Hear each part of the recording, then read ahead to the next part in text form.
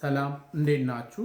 ለዛሬ ይዤላችሁ የመጣሁት ሚርታዛፒን የሚባለው ለድብርት ዲፕሬሽን እና ለጭንቀት ህመሞች የሚሰጠውን መድኃኒት ይሆናል። ሚርታዛፒን እንግዲህ አልፋቱ አንታጎኒስት ነው። አእምሮ ውስጥ የኖሪፒነፍሪን መጠን የሴሮቶኒን መጠን ከፍ እንዲል ያደርጋል። በዚህም ሰዎች ጭንቀታቸው እንዲቀንስ ከዲፕሬሽን እንዲወጡ ያግዛል። በተጨማሪም ደግሞ ኤች1 የሚባለውን የሂስታሚን አይነት እሱንም ብሎክ ያደርጋል። ስለዚህ ይሄ ደግሞ ለእንቅልፍ ያግዛል። ከዛ ደግሞ ሳይድ ኢፌክቱንም ስንመለከት ደግሞ ክብደት ለመጨመርም ይሄ ሂስታሚን ብሎኬድ ኢፌክቱ ሚና ይጫወታል ማለት ነው። ሚርታዛፒን እንግዲህ ለረጅም ጊዜ ኢትዮጵያ ውስጥ አልነበረም። ከቅርብ ዓመታት ወዲህ ግን ኢትዮጵያ ውስጥም አለ፣ ይሰጣል። ሪላቲቭሊ ኦኬ መድኃኒት ነው።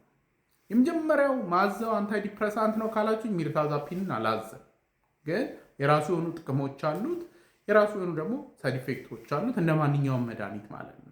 በአብዛኛው የሚሰጠው ዶዙ ከ15 ሚሊግራም እስከ 45 ነው። 15 አካባቢ ላይ ሲሆን በይበልጥ እንቅልፍ ይሄ ለማስተኛት ነው የሚያግዘው። ስለዚህ አንዳንድ ሰዎች ለምሳሌ ዲፕሬሽን ያለባቸው ጭንቀት ያለባቸው ሰዎች መተኛትም የሚቸገሩ ከሆነ እሱን አድሬስ ያደርግልኛል። ከዛ ግን አንታይ ዲፕሬሳንት ለመሆን ግን መጠኑን ከፍ ማድረግ እስከ 30 ሚሊግራም በቀን መውሰድ ሊያስፈልግ ይችላል። አንዳንድ ሰዎች እስከ 45 ድረስ ልንሄድ እንችላለን ማለት ነው። የጭንቀት ህመሞችን በሚመለከት የመጀመሪያ ደረጃ መድኃኒት አይደለም፣ ሰከንድ ላይን የምንለው መድኃኒት ነው። ግን አንዳንድ ሰዎች ላይ የመጀመሪያ ደረጃ መድኃኒቶች አልሰራም ካሉ ሚርታዛፒንን ልናዝ ወደ ሚርታዛፒን ልንለውጥላቸው እንችላለን። አንዳንድ ሰዎች ላይ ደግሞ የመጀመሪያ የተወሰነ ለውጥ ካገኙበት ሚርታዛፒን እንደ ተጨማሪ ተደርጎ ሊሰጥ ይችላል ማለት ነው። እና ሳይድ ኢፌክቶቹን እንግዲህ ስንመለከት ሂስታሚንን ብሎክ ስለሚያደርግ መጫጫን ነገር አለው። ስለዚህ እንቅልፍ እንዲል ያደርጋል። ሰዎች ማታ እንዲወስዱት ነው የምንመክረው። በተጓዳኝ ደግሞ ሚርታዛፒን ከመጀመራችን በፊት የሰዎችን ክብደት ቢኤምአይ ምናምን ቼክ ማድረግ፣ ከዛ ደግሞ የኮሌስትሮል መጠን ወዘተ ያስፈልጋል።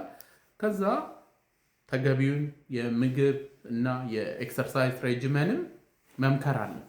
ክብደታቸው በጣም ከፍ ላሉ ሰዎች ሌሎች መድኃኒቶችን ብንወስድ ሪኮመንድ ብናደርግላቸው ጥሩ ነው። ሪላቲቭሊ የተሻለ አድቫንቴጅ አለው የሚባለው ሚርታዛፒን ሴክሹዋል ሳይድ ኢፌክት የለው።